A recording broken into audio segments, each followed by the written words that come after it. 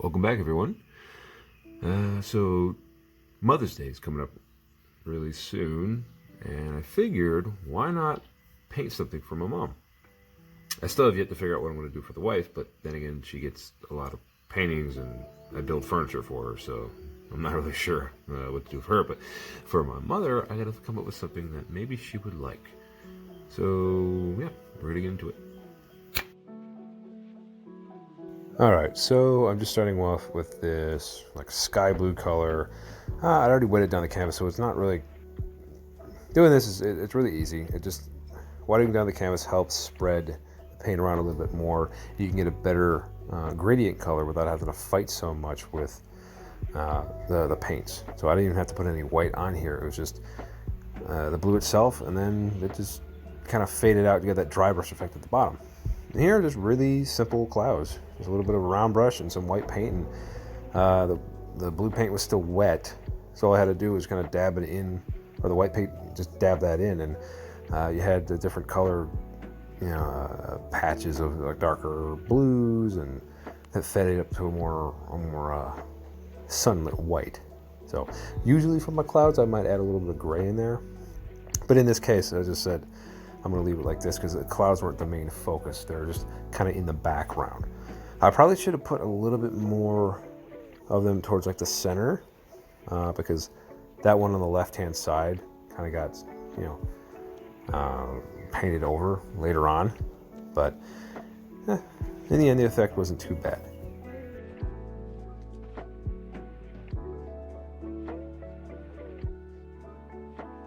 And here, I'm just laying down some masking tape. It just makes it a little bit easier to get those crisper lines, especially when you're trying to make something like a horizon line or something. In this case, it's like the edge of where the water is going to be, because this is going to have a water feature in it, like a lake or a pond or something. So again, just using that sky blue color, but in this case, just fading it not all the way across the panel, just kind of down in the down towards the right bottom, where I know the water feature is going to kind of end.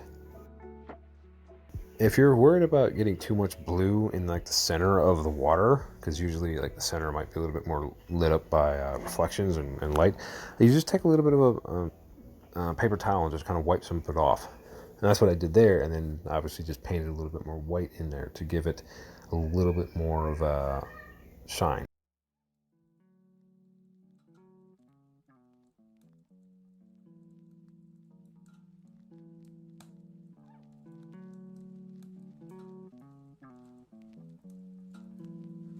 And I apologize if you hear weird noises in the background. That'd be the wife, the kids, and probably some birds and some traffic. I'm out in my garage recording the audio in the daytime instead of usually like in the morning, what I usually do, just because work schedule and everything kind of slowed down the production of this video and the part 2 that you'll have to see after.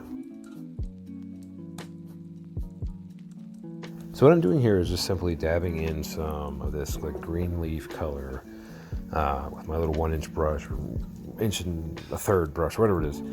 I find this is a lot easier to get like foliage in by kind of doing like you're basically just doing the underpainting right now, doing the basic colors and then going back over them with different colors. Now, like right here, it's this darker, I can't remember what color green that is, but it's like the darker green that I have. And I gotta really kind of emphasize like more of the shadows and the deeper, thicker foliage.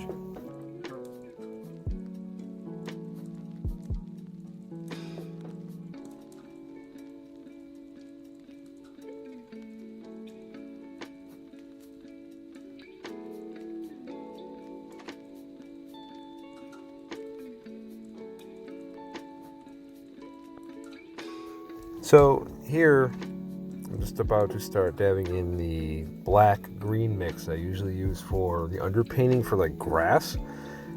It really makes it easy to get the highlights in later, as everything stands out a little bit more when you have a dark background with like something light on top of it, or vice versa. But in this case, you want to do the dark first so you get like the ground color, or like the dirt, or the shadow side of it, and then you start doing in the lighter colors.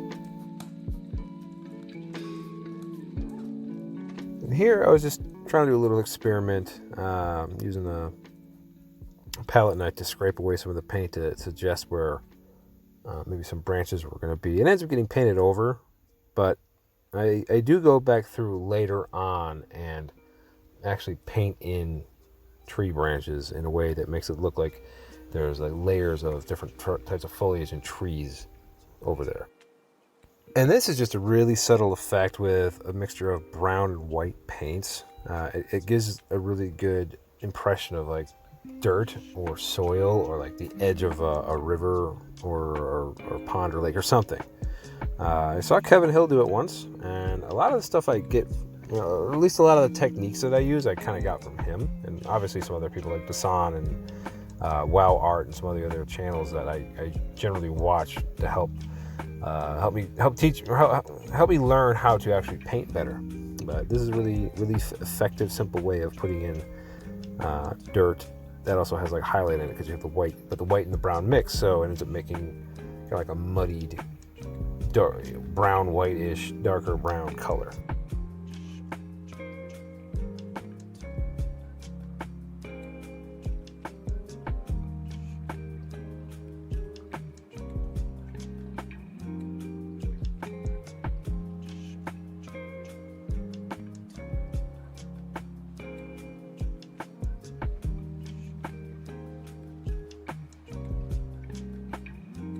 And just dabbing in and tapping in a little bit of highlights here and there, just to make it look a little bit better, a little bit more realistic.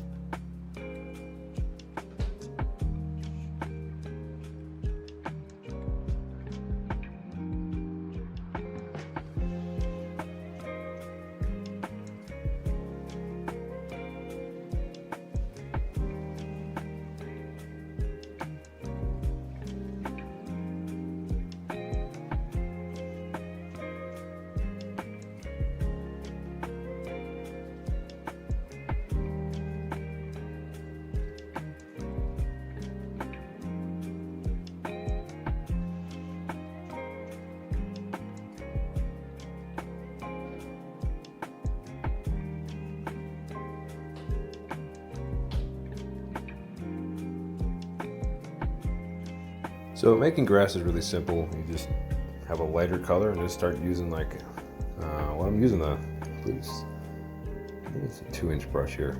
I might be wrong. And I'm just brushing up with that kind of spring green color. And eventually I faded up with a mixture of green and yellow to make a lighter mix. And here I realized that those reflections, which aren't even really reflections when you look at the, back in the video how I made them, they were too clear for this, so I ended up just kind of fading them out just a little bit with a little bit more of that darker green color, just enough.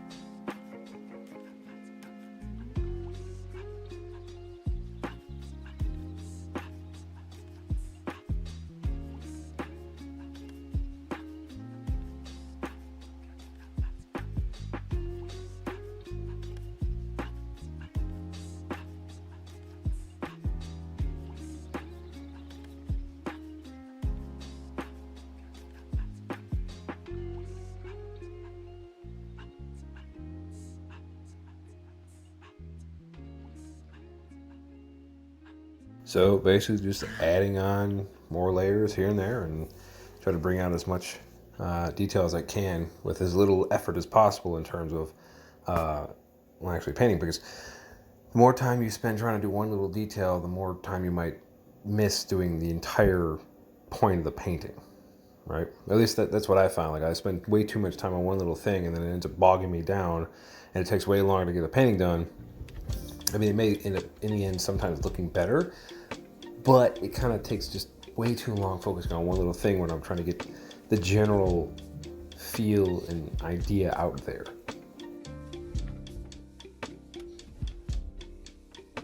In here, I had added some more of the scratches with the palette knife. I didn't really like it, so I just kind of like painted them over with a little bit of this brown color, which in the end kind of just got kind of hidden by all the green. Like you really couldn't see it.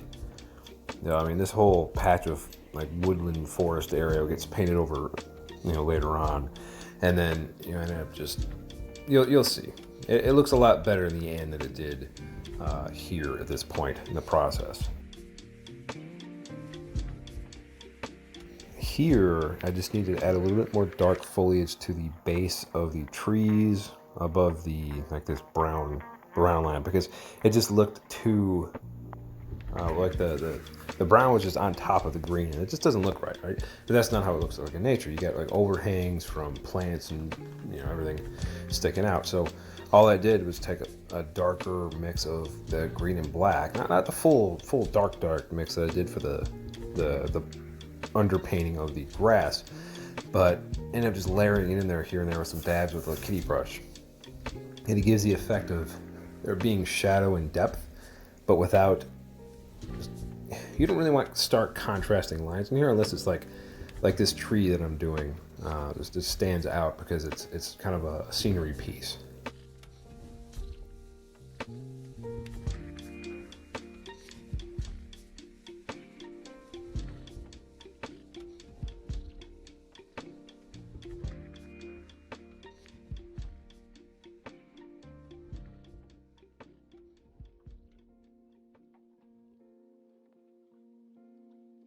And of course, you can't have an object in a painting that doesn't have a shadow unless you know you're doing some crazy abstract thing. But in this case, the tree definitely has a shadow, so that's when I'm painting there and then doing the highlights for the actual tree bark itself. Most trees are not brown when you actually look at them. You make some like beige highlights, but a lot of them are like grayish in color. So if you stick with like more of a gray-brown palette for them, it usually seems to work best, at least from my perspective, of giving the feel and the texturing and the colors of like more of a realistic tree.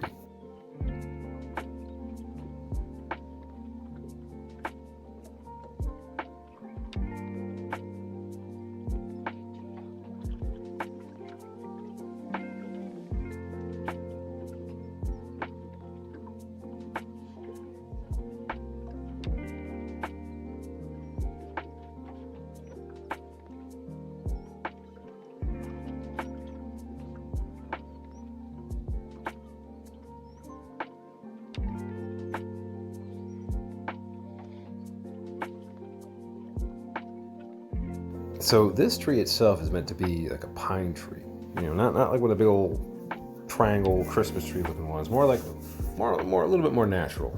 Eventually, it's going to have pine cones on it, but I was just taking one of my little flat. I don't know what they're called, flat rounded brush. It's not a round brush, but like the end of it isn't just a flat. It's curved.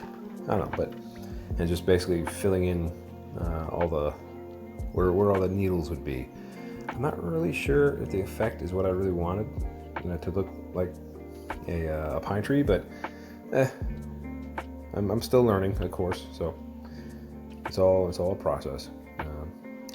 Also, goes back to the talk on shadows. You need to put shadows in the trunk because otherwise it just doesn't look right.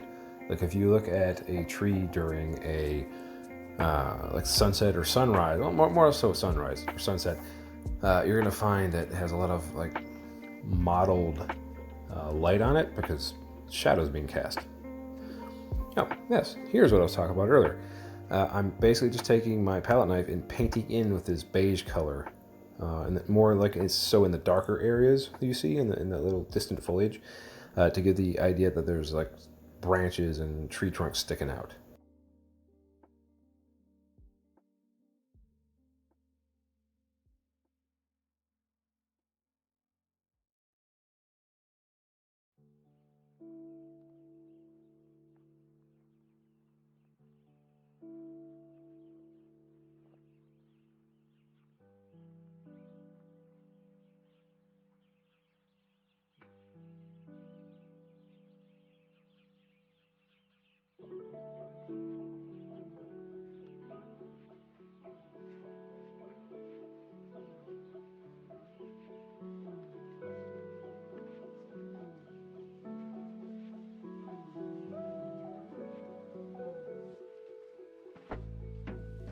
So I decided here I was going to paint in a bunch of like little wildflowers.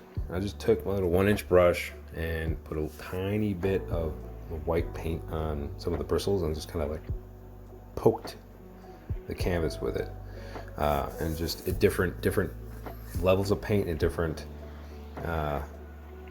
numbers of bristles to get more of the bigger little flower blossoms closer to us, and then they kind of like go, you get smaller as they get farther away, obviously, just barely touching the canvas.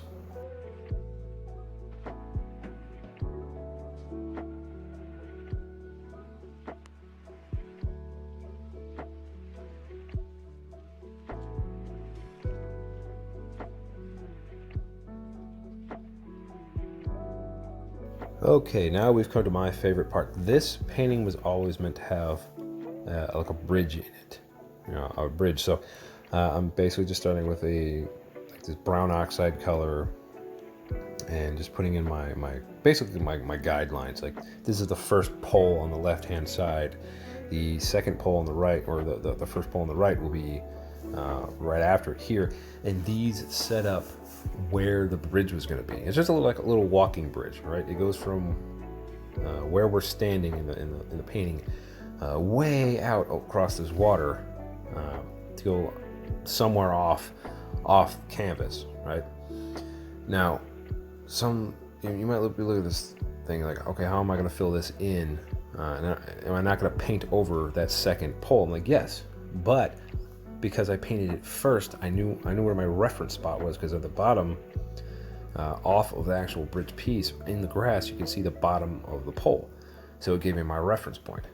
And the rest of this is just fading these different colors of brown and beige up. Just try to start with the darkest colors so you get your shadows, and then you go lighter. And then eventually I'll end up doing an actual shadow from the railing on the right hand side. And I think that really brings it together.